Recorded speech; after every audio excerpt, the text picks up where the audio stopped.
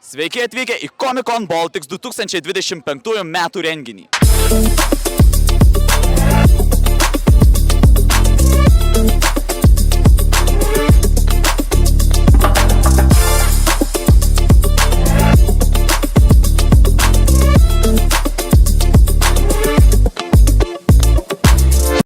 Praeitais metais tave kalbinau, kai buvai su OCPC standu. Šiais metais turėjau OCPC standą. Ne, mes su kosminė stovykla šiais metais atvažiavom. Kompai stovi, vizitkės padėtos, tai kind of. Tu kuriai video, kur susipirkai tam tikras dalis lygtais iš AliExpreso. Dažnam lietuviui kyla klausimas, pirkti iš AliExpreso ar nepirkti. Todėl, kad jums nereikėtų patiems rizikuoti, šiandien mes rinksim kompiuterį. Kodėl tu norėjai sukurti tokio tipo video? Lietuviam patinka AliExpressas, lietuviam patinka išskirtiniai video. Vienas iš mano turinio kūrimo inspiratorių, sakykime, yra Linus Tech Tipsas. Jo video pradėjau žiūrėti ir nusprendžiau užsiimti su kompais taip, kaip aš dabar užsiemu. Tai šitą idėją puikiai įsipaišė, apart to, kad neapsimoka tokius video daryti, dėl to, kad tu labai daug sukiši laiko ir pinigų ir po to tas kompas stovi realiai. Ar šiaip žiūri filmus, anime, cosplay? It depends. Dabar per Netflixą su kažkokiu žudiku išėjo, Death Note ir panašiai, tai tos imkim popsą esu visus pražiūrėjęs, bet laiko stoka. Hipotetinis klausimas, kokią norėtum turėti supergalią? Sangokas. Apskritai visas Sangoko galės norėtum turėti? Jo, gyvent gal toj visatai, sakyčiau. O dabar įsivaizduok, įvyksta kokia zombių apokalipsė, labai šiaip populiari tema, The Walking Dead ir taip toliau tie serialai išėję. Kokį tu pasirinktum iš kokio filmo, ar serialo, ar žaidimo, kokį nors ginklą? Tai jau čia eitų koks lazerinis. Jeigu žiūrėt, kur pasikrauna, ar šiaip turi daug fusion kažkokios, nes kulkos baigsis. Ką, ačiū labai.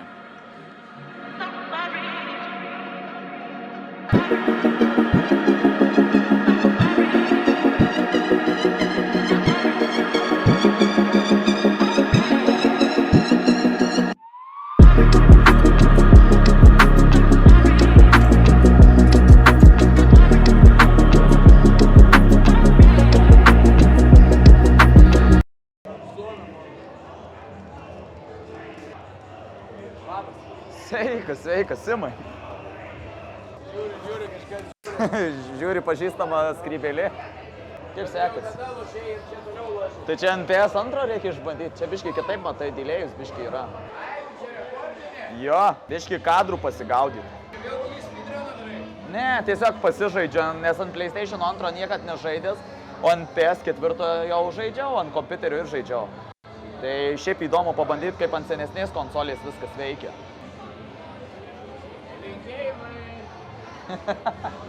Neseniai užmačiau čia labai įdomius darbus, tai yra šviečiančius artus. Aš tik mačiau, kad yra užsienyje, kurie daro tokius artus ir matau pirmą kartą, kad Lietuvoje yra šviesos dailės, nežinau kaip pavadinti iš tikrųjų. Tai yra šviečiantys paveikslai ir jie prasidėjo dar prieš tą didįjį trendą, kur tu sakėjai, jog matei užsienį. Tai juos pradėjau kurti dar 2019 metais, kai net nebuvo tokių. Šie paveikslai yra unikalūs tuo, jog jie yra iš tiesų vienetiniai ir tokie, kurie yra neturintys išorinių laidų ar kažkokių vizualų elementų, švietimo elementų. Viskas yra sumontuota rėme, jie yra pakraunami, šviečia viena įkrova iki 10 naktų ir valdomi yra telefonu. Tai kiekvienam jų dizainas yra kuriamas individualiai ir pats klientas atėjęs ir kreipęsis gali susikurti savo norimą paveikslą, pateikęs savo vizualą, nuotrauką ir gaus ne tik tą paveikslą, kuris atrodo paprastas dieną, jisai galės šviesti ir naktį. Kiek tokį paveikslą užtrunka padaryti laiku? Labai priklauso, ar tai yra individualiai kuriamas, ar tai yra paties inspirational artworkas. Pradedant nuo dizaino sukūrimo iki kol jau turiu galutinį darbą rankose, tai užtrunka iki poros savaičių. Kadangi 2019 pradėjai kurti, kaip ir pats minėjai, ar tais pačiais 2019 metais žmonės pirko pamatę tavo šitos ypatingus darbus, ar dar toksai buvo, kur dar trupučiuką tik pasižiūrėsiu, paskui galbūt nusipirksiu? Labai naiviai iš pat pradžių galvojau, kad pamatę žmonės labai susižavės ir ims pirkti, bet labai supratau, jog žmonės dažnai išsigąsta naujų dalykų. Ir tų dalykų, kurie kainuoja daugiau negu porą šimtų ir galbūt inovacijų, kurios bus kabinamos savo namuose. Tai teko iš tikro paplušėti, kol ištobulinau tą technologiją ir paverčiau ją tokią, kokia jinai yra šiandien. Dabar žmonės tai žiūri daug drąsiau, daug daugiau žmonių apie tai šneka, dalinasi. Turiu susirinkęs jau savo nemažą klientų bazę, kurie palieka komentarus, feedbackus, reviewsus po pirkimų ir tai tiesiog skatina naujų klientų atsiradimą ir juos drąsina įsigyti. Ir kur gali žmonės rasti, kur ateiti, į kokį puslapį ar gal socialinius tinklus? Žinoma, čia turiu tokį QR kodą pasidėjęs lankytojams, o šiaip tinklapis yra theshape.com. Kviečiu užsukti, išsirinkti, pasižvalgyti, atrasti kažką naujo. Tai va, gerbiami žiūrovai, užsukite pas šitą vyruką, būtinai nusipirkit po paveikslą, nes tikrai čia yra ypatingi paveikslai ir tikrai išskirtiniai meno kūriniai. Gal kada dar kokį konkursą sukursi? Ačiū. Tikrai taip, karts nuo karto darau konkursus ir atiduodu paveikslus, nes kartais tas inspirationas aplanko, norisi susikurti, bet nebėra kur dėti, tai tiesiog padovanoju vienam iš savo sekėjų. Ačiū tau, tai ką, gražios tau komikono dienos.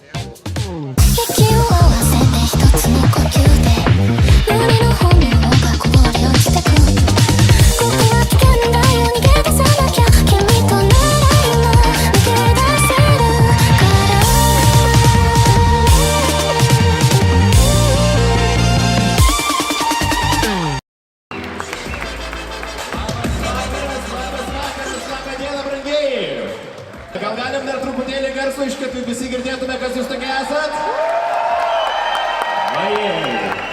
O klausyk, Karoli, tarp kitko, tugi darai tą subatoną, ar ne? Jau čia kelinta diena dabar vis... Bet žiūrėkit į veido reakciją jo. Pavargai? Ne, šiaip, viskas gerai. O kiek liko?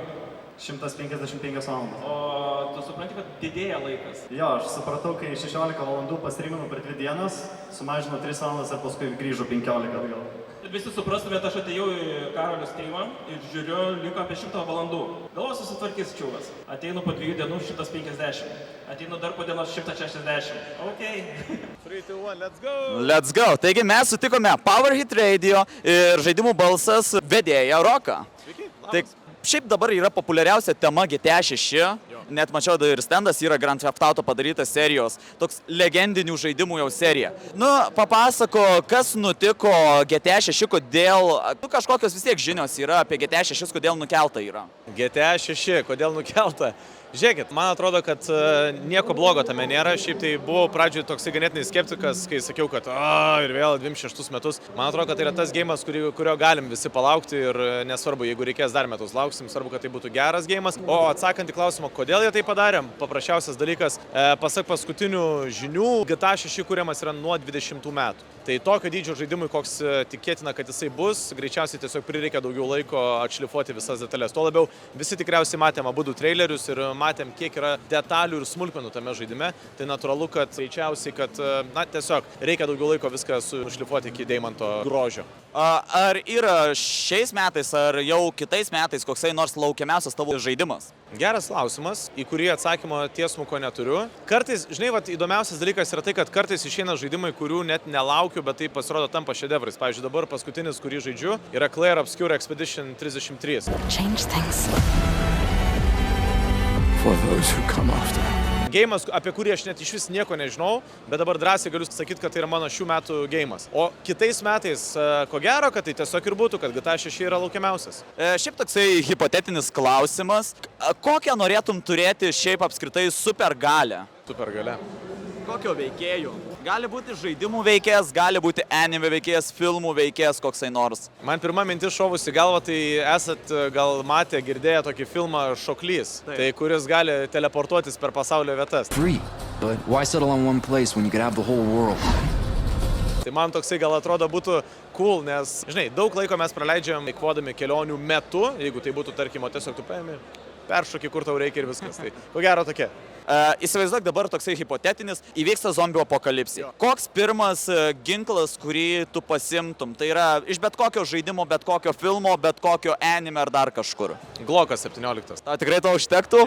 Ką? Tu prasme, žiūrėk, ne? Zombio apokalipsė. Čia tikrai daugam yra praėjus ta mintis pro galvą, galvoju, ką čia reikėtų daryti. Pirmas dalykas, tai vis tiek reikėtų apsiginti nuo tų mėsą valgančių blogiečių, o tuo pačiu ir banditą žuliką irgi nukauti, jeigu reikėtų, kuris tą bandytų paimti. Tai ilgi ginklai yra nepraktiška, nes jie daug vietos užima, sunku nešiotis, pistiką prie savęs turi, easy.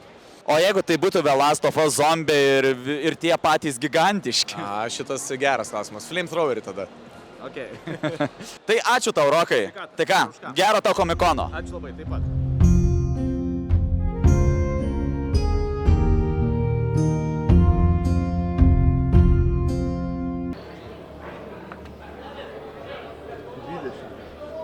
Tai jeigu 20 visus mes reikia tada.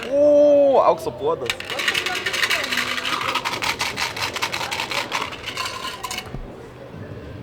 Dar 20. Nu, čia jau nebegauna, bet reiks suskaičiuoti. Bonus taškų. 120.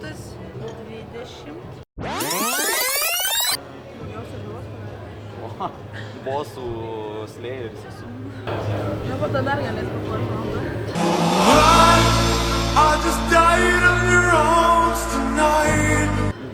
This motherfucker don't miss. 103? Aš palauksiu.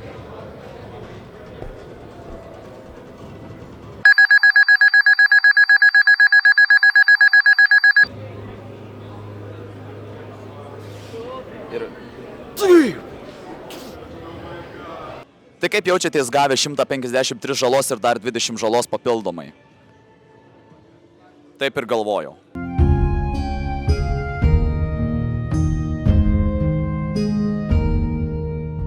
Nu dabar pabandysiu įkišti į galvą iš šito skeleto drakono burną, bent jau taip galiu pavadinti.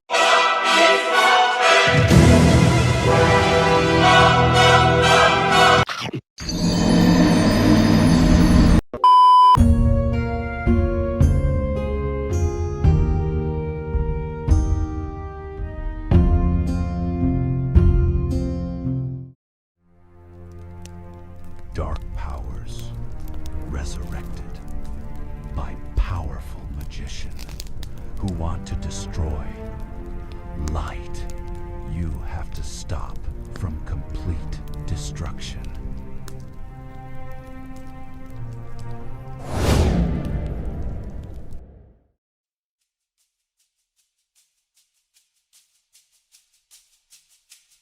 Your task.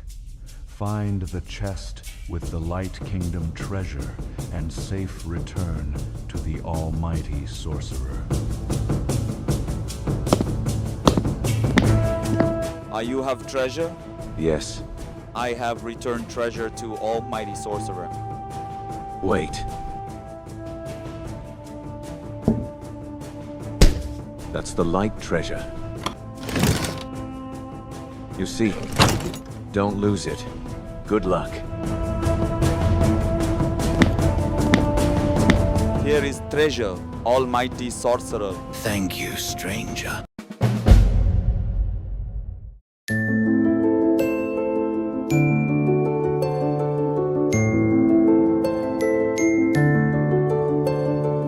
Viens, du, trys, mūsų būgnai skamba, mes atėjom pas vedėjus, pasižiūrėti, kas čia vyksta. Papasakokit apie šitą dalyką, kas čia yra. 1, 2, 3 gera pradžia, nes 1, 2, 3 renginys. Čia yra Blood on the Clock Tower standas Komikone, tai yra žaidimas, kuris šiek tiek primena mafiją ir mes jo vedėjai.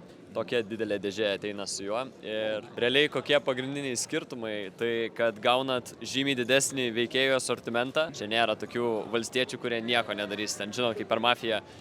Aš geras, patikėkit manim, daugiau nelabai turiu ką pasakyti. O čia va, kiekvienas turi unikalią savybę, vienas vienokią informaciją sužino, kitas kitokią. Visi unikaliai įtraukti, blogiečiai irgi skirtingus chaoso sugebėjimus turi. Dar pagrindiniai skirtumai, tai žinot, kaip mafijoje mirtis erzina, kad Tu mirėjai viskas, game is over, gali tik stebėti, negali žaisti. Čia mirtis ne pabaiga. Jeigu miršti, prarandi tik tais veikėjo savybę, bet vis tiek gali bendrauti, šniukštinėti, kalbėtis, padėti savo komandai laimėti kaip vaiduoklis. Tai labai dinamiškai pasikeičia žaidimas. Čia jau panašu į Hamletą darosi. Jo, kažkas tokio.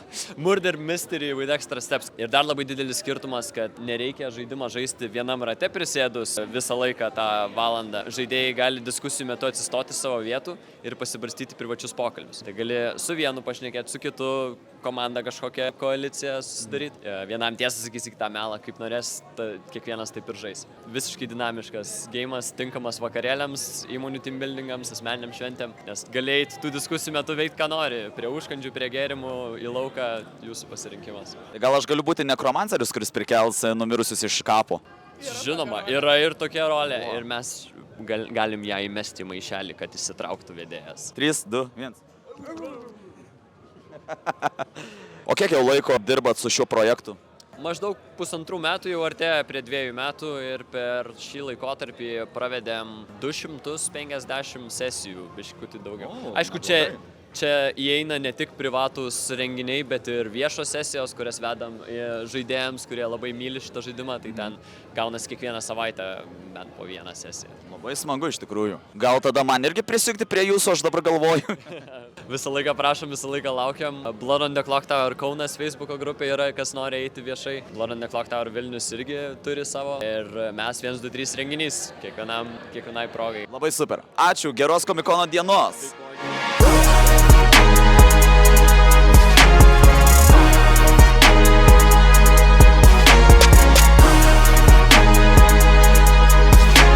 Matau čia visai įdomų pastatą, kažkokį stato iš Lego kaladėlių. Paklausime vyrų. Sveiki. Norėjau paklausti, ką čia statote? Ar čia panašu labai į televizijos bokštą? Čia yra tiesiog bokštas, šiaip mes dar nežinom, bandom ko aukštesnį padaryti. Kaip sekasi? Kiek laiko užtrukote jau tiek pastatyti šito bokšto? 40 minučių. Ar šiaip esate tie, kurie labai mėgstate kažką statyti iš Lego kaladėlių? Jo, šiaip visai mums patinka.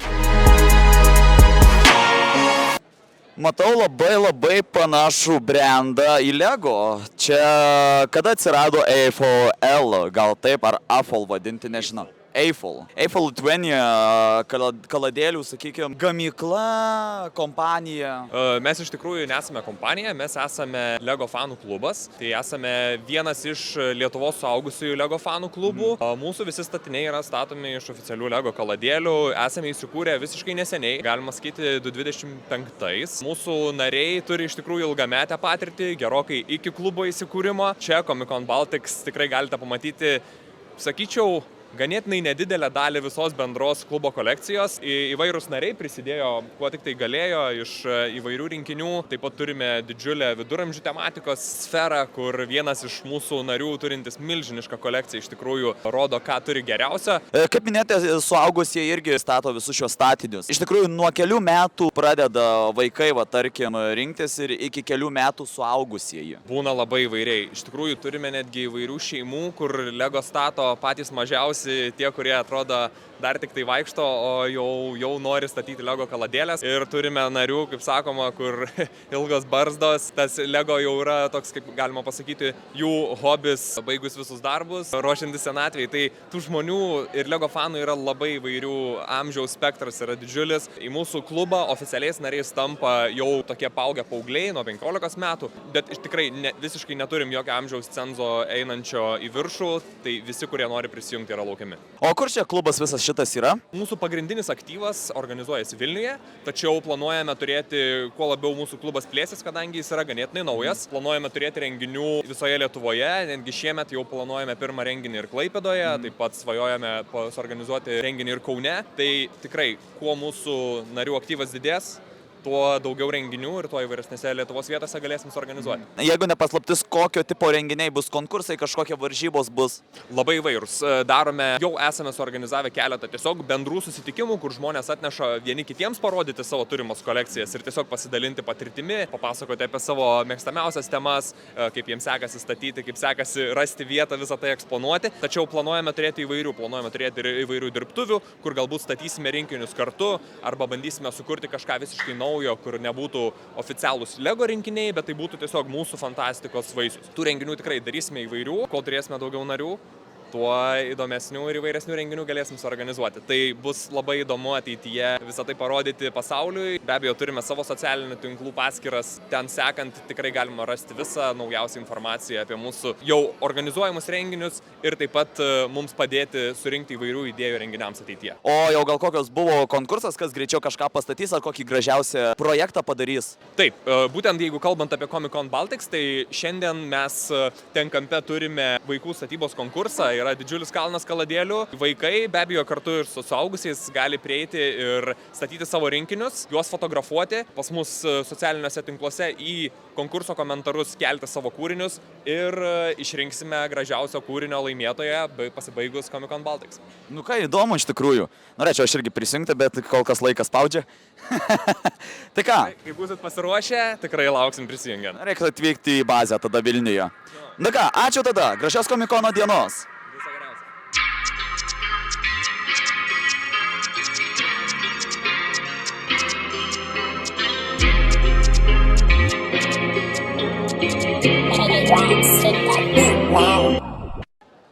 O dabar mes atvykome į Automuziejus Vilnius. Papasakokit, kokių turite šitą muziejuje kolekcijų? Kolekcija, tai mes esame muziejus, kur būtent realiai viskas ir yra.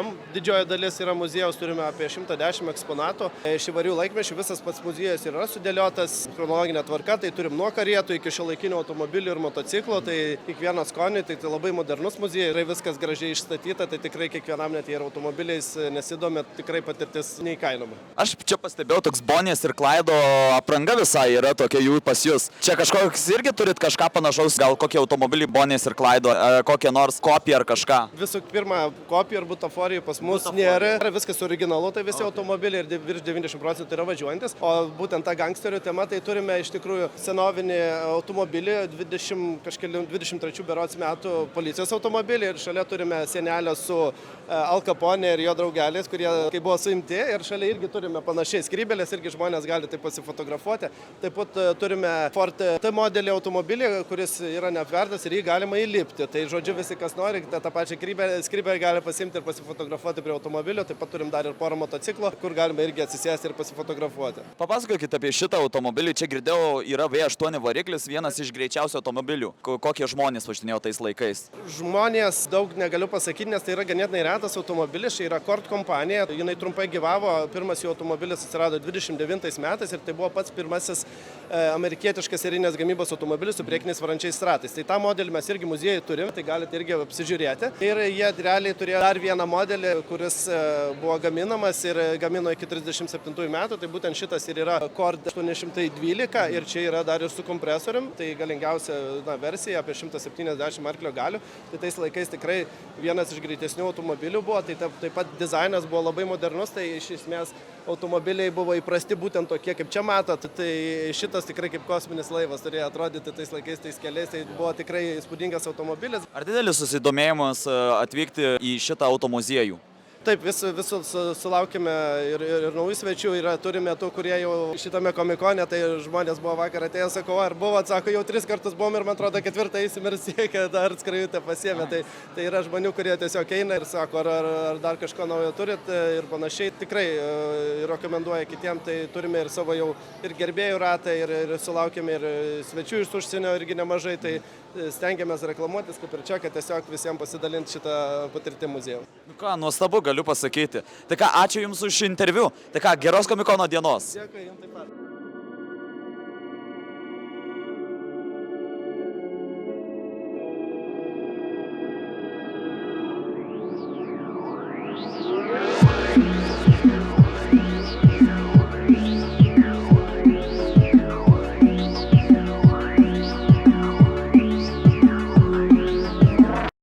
Dabar kalbinsiu Jume Drifto, nežinau, organizatorius. Papasakokit, nuo ko prasidėjo Jume Driftas, pats šitas renginys. O čia labai šiaip ilga istorija yra. Čia buvo dvi skirtingos komandos. Viena komanda buvo ilgiau establishinta, kita trumpiau. Ir mes tiesiog sujungėme jėgas, kad padarytume vieną šitą drifto eventą, kad galėtume pritraukti stilingesnių automobilių į Lietuvą ir pritraukti užsieniečių į Lietuvą. Kelintais metais atsirado šitas renginys? Tai praeiti metai, 2024, buvo pirmi metai, kada mes įkūrėme šitą renginį. Ir taip išsivystė į visai nemažą dalyką, nes mūsų abidvi komandos turi tą organizavimo patirtį. Po truputį judam toliau. Kaip sekėsi pačiais pirmais metais? Labai gerai. Pasitvirtino visi lūkesčiai, atvažiavo labai daug užsieniečių. Daugiau užsieniečių turėjom savo trasoje važiuojant negu pačių lietuvių. Kas iš populiaresnių lietuvių drifterių atvažiavo? Populiaresnių niekas nevažiavo, gal jie dar nematė kaip ir perspektyvą šitam renginį, bet šiais metais mes turėsim Norbertą Daunoravičių savo renginį, tai va čia vienas iš tų. And now, Norbertas Daunoravičius. Let's see what he got. Kokie šiais metais lūkesčiai yra Jume drifto? Padaryti viską dvigubai geriau, dvigubai daugiau, dvigubai geresnių automobilių, tiesiog dvigubai geresnis vaibas būtų. Kokia tavo pačio istorija su driftu yra susijusi? Kada tu pats pradėjai driftą ir kaip sekėsi? Aš pradėjau visai nesenai, norėjau įsitraukti irgi į tas visas mašinas, bet taip nuėjau tuo organizaciniu keliu, tai dabar tos mašinos pas mane yra savaitgalinis užsiėmimas. Nėra, kad aš ten važiuočiau į varžybas ir siekčiau kažkokių rezultatų. Man patinka organizuoti ir suteikti tokias kitokio lygio treniruotės, kaip sakyti. Ačiū tau. Tai kas, smagaus komikono. Ir jum.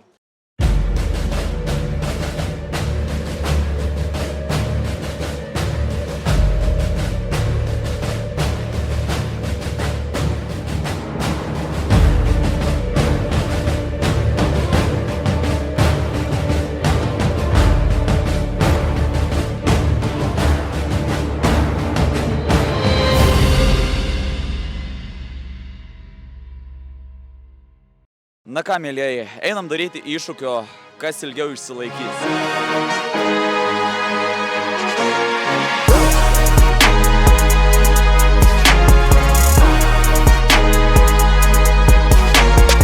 Šiandien eterį. 3, 2, 1, go!